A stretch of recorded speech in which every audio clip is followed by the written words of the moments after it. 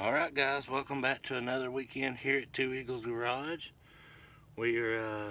Project we're working on today is my Husqvarna lawnmower. Wouldn't quite call it a garden tractor because it's not quite as tough as a garden tractor. But it's a lawnmower, so we'll call it just a lawnmower. It is what it is. Had a wheel pop due to dry rot, so I'm just going to put a tube in it. We're going to see if this wheel's going to come off. I've already pulled the pin and stuff off of the center axle. So we're going to see if that'll come off today. And if not, we'll just show you how to do it on the tractor. It's not that big a deal. I've also going to try to get you an update on the Kawasaki Bayou 300 this weekend. So that'll be coming up this weekend too. Hopefully after this video. And I'll show you real quick the tube I'm going to put in it. The tire is a 20 by 10 by 8, and the tube I'm going to use is a slime. It's a heavy duty smart tube. It's already got slime in it, designed to prevent punctures. It's made for lawnmowers, go-karts, and ATVs, stuff like that. So let's get this started. And in light of what all is going on in the world today, guys, first and foremost, be safe, keep your family safe, and remember, guys, everybody counts. Everybody matters. Every life matters. Every life is different.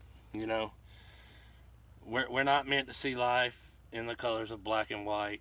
We're meant to see life in full color. You know, judge somebody by what's inside, not what the color of their skin is. Judge somebody by their actions, not by their sight. You know, there's good people all over this world, and there's bad people all over this world. Sometimes you get good people, and sometimes you don't. But you know, give everybody a chance, y'all. You never know, somebody might just surprise you one day. Alright guys, since I've already got this axle off, let's just see if I can pull this wheel off here. I'm sorry if the camera shakes or if it falls. You're literally sitting on a 1-inch rail on my trailer. So we'll see how it goes. Hoping to do this without my camera falling.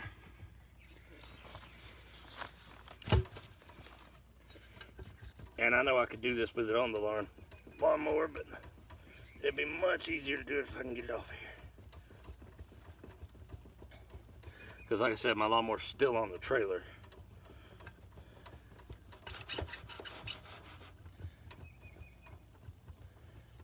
And I know they make pullers for this, but this one's coming off fairly easily. I've seen some of them where I've beat on them for days and not been able to get them off. But it's coming off. There we go. It come off. And the axle on this old lawnmower don't look too bad. No leak, nothing. Spacer washers. Brakes look like they might could use a little work, but they're not that bad. But this tire, guys, this tire is severely dry rotted. You can see right here a humongous hole from dry rot.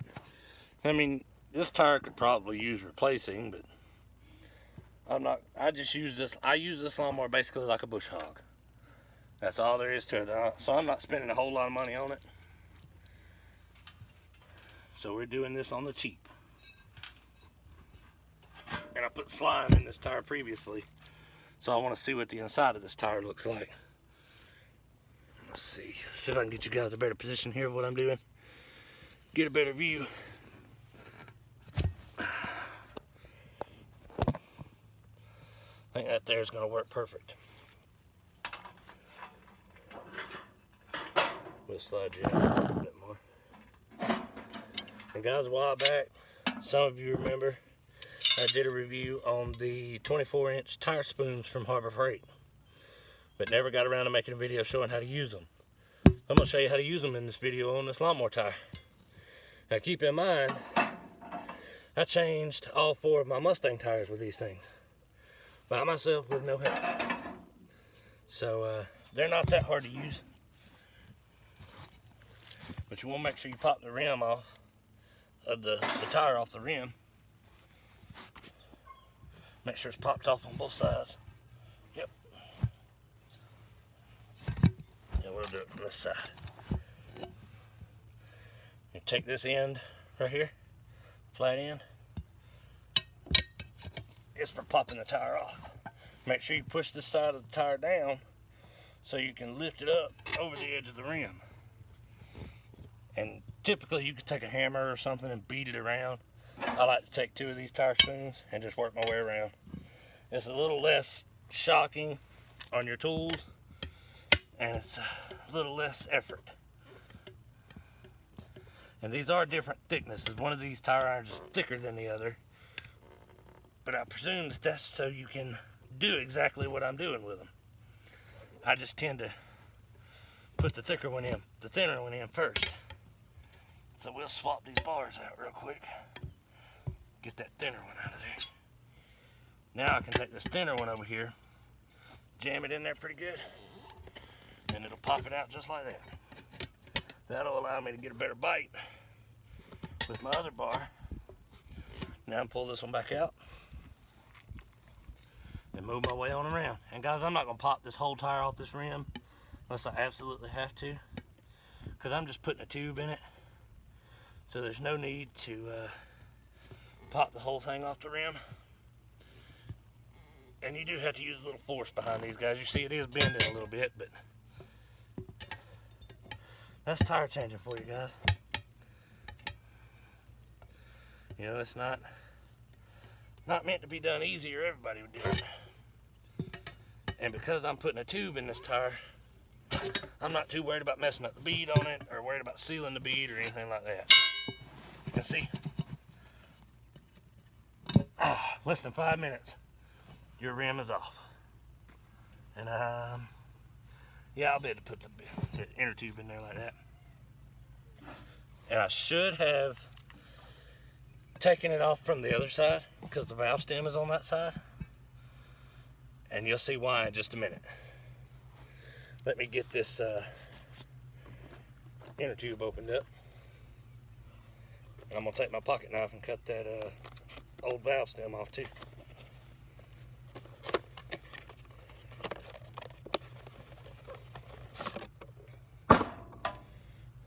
We'll go ahead and get that valve stem out of there real quick.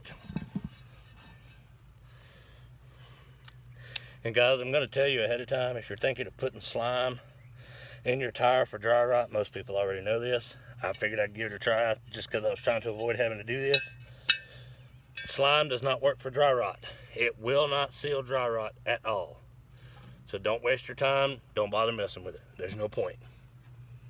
Alright, with that done, get these bands off of this tube here.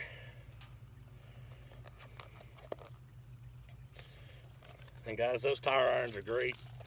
I haven't had any trouble out of them. They've worked every time I've tried to use them. I'd recommend buying them. Heck, they're not but a couple bucks a piece. Alright guys, see this blue ring on this inner tube here? That blue ring always goes away from the hole in the rim for the valve stem. I always put it facing away from that hole. That way your valve stem will come right up through the hole. And Terrell Fixes All shows how you can make a holder to hold your valve stem up through that hole. Now because I took my wheel off from the back side, I'm going to have to put my tube in from the back, but that's okay, it's the same thing. You just take and make sure that that blue line faces you, because your valve stem hole is facing away from you on the wheel.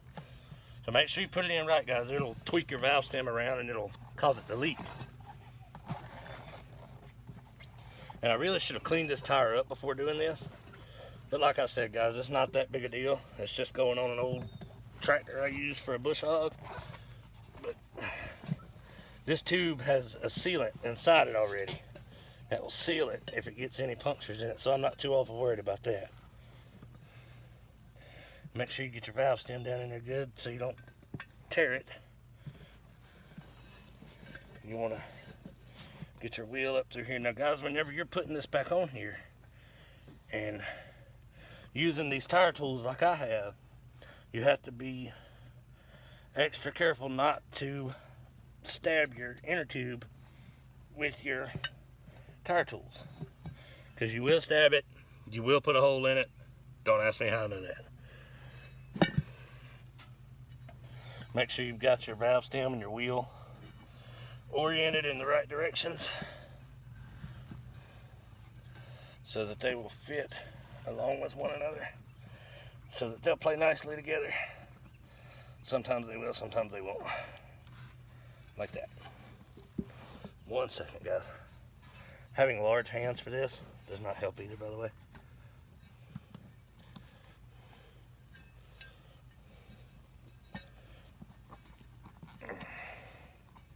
Because what you're trying to do, you're trying to get this valve stem through here. And I've actually got a pair of pliers laying right here that I can grab it with. If you can at least get some sort of hold on it, ow, without pinching your fingers, that's the best way to do it. And hopefully that will stay up in there. But if not, since I've already got it popped off, I can reorient it from the other side if I had to. It's not that big a deal. Alright, let's see here. And guys, I do apologize for it being a little while since I posted. We've had a lot going on. Trying to keep up with the grass cutting and staying busy. It's a lot of work. Alright guys. I'm going to take this in for putting your tire back on. It's curved differently. See, it's more of a spoon shape. Lift your tire up. And we'll put it on there. And typically, if you can get, see if I can do this here. If you can get a good knee on it to hold it into where it needs to go, then you can work your way on around with the tire spoon. And sometimes they'll walk around with you. Sometimes they won't. See, like that right there? It was digging into my knee, so I wasn't able to hold it any longer. Alright. But you want to keep one hand, at least right here, to keep it from walking around on you, or else you'll just be chasing that line all the way around the tire.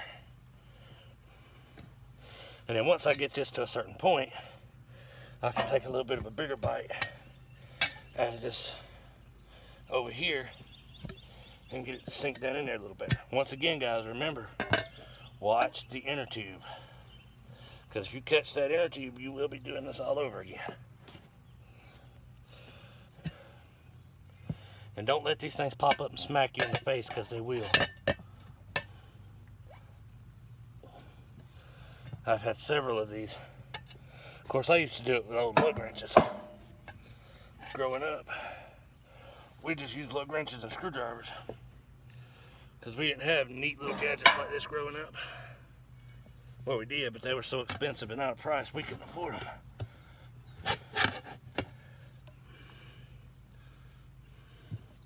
But it's common for most people to have tools like this these days, especially if you're a good do-it-yourselfer, like to do everything on your own. And sometimes you wind up with a conundrum like that. It gets stuck in there. You can work it out. You know, most of you guys watching these videos, y'all aren't dumb. Y'all know how to do all this. But if you're watching my videos and wanting to learn, that's not a big deal, because we can teach too. If you have one that gets stuck like that, remember, without pinching your inner tube, you can always just push down on it, on the side of the tire right there, and get wiggle itself out. In some cases, this one must be hooked on something. There's a double lip inside this tire, inside this wheel that I'm having to contend with. And I didn't use soap today on this one either, so typically I would use soap on them. Let's see if I can pop this on back around. See if we can get it on back on there and give me my tool back. Sometimes you can pop the rest of the way on there and it'll give you the tool back. And see, like this one right here, I can't get this bar in there. That end of it anyway. I can get the center end of it in there and work my way around. And if I sound out of breath, guys, it's hot out here. That would be why. Alright, see there? It's on there. Not a big deal, maybe 5 minutes worth of work. I could do a whole lot more like that. Oh no. And then my inner tube decides to fall down in there. Alright. Probably should have grabbed me some vice grips or something to hold that with. But it'll be alright, we'll figure it out.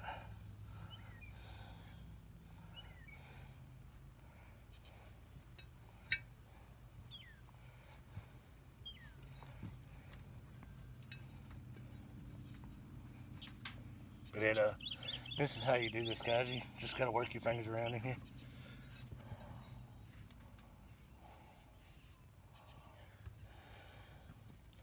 Just gotta make sure, once again, you don't puncture that tube. Because this tire's so old and stiff, you can't really get it to flex very much. And sometimes this is a little bit of a fight, but it's alright.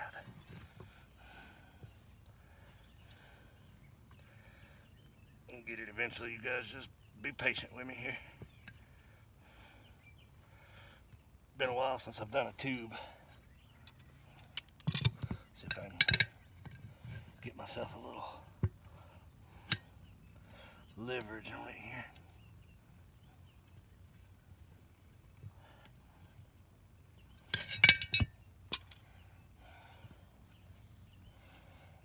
Alright guys, I will bring you back. Alright guys, welcome back. And the way I was able to do this is I just reached down in here and pulled the tube up a little bit with my fingers. Worked it around where I could reach it with these pliers. And it takes some finagling. Don't think you're going to do it on the first try. I really should have some smaller pliers for this, but these will work just fine.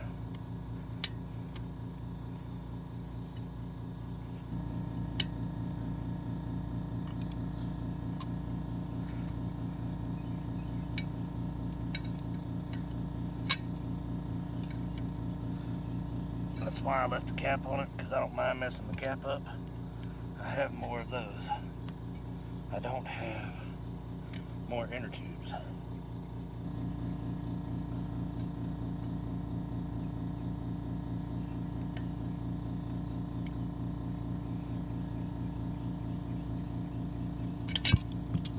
Make sure you got a good grip on it with your fingers, because it can and will fall back down in there if you let it go. Now they make a tool you can screw onto these valve stems to keep them from falling back down in there. I've got one somewhere. I just don't want to go dig for it.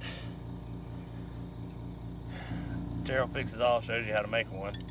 I just ain't had time to get around to making one yet. You just want to make sure you have a good grip on it. And you will have air rush out around your tube, guys, so don't be afraid of that. And these only hold about 10 pounds of air.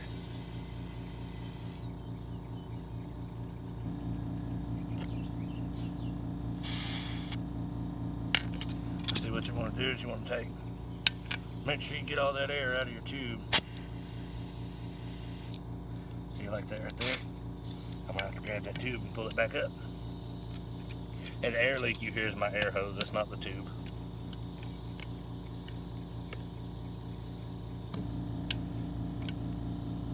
You just gotta get a really good grip on this thing. And once again, there will be air that comes out of it. Around it, just the tube seating in there properly.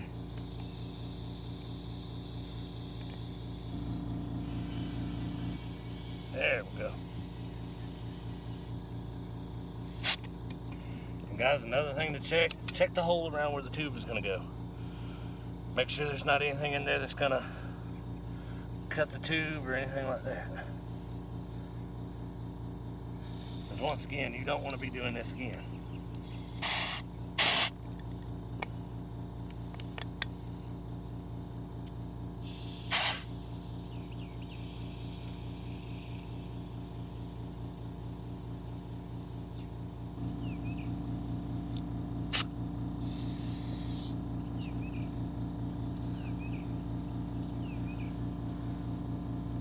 Now these universal sizes, sometimes you do have a few problems with them seating.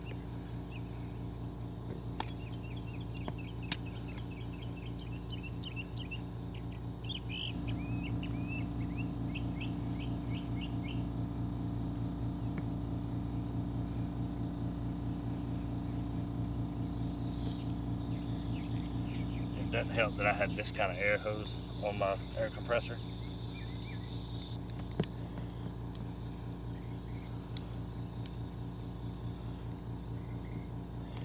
Because it's not exactly easy to do with two hands. And I am putting more in it than what is intended, because I'm trying to make sure everything seats good. That is not really how much air is in this tire, because that gauge doesn't read accurately. But that's about it, guys. That's pretty much how it works. And what I like to do, kind of stand it up on the end. Oh, we did get some grass caught in it though. Kind of move it around a little bit. Just kind of make sure that tube gets seated in there good. You can even do it like this right here, because you just want to make sure it gets seated in there good.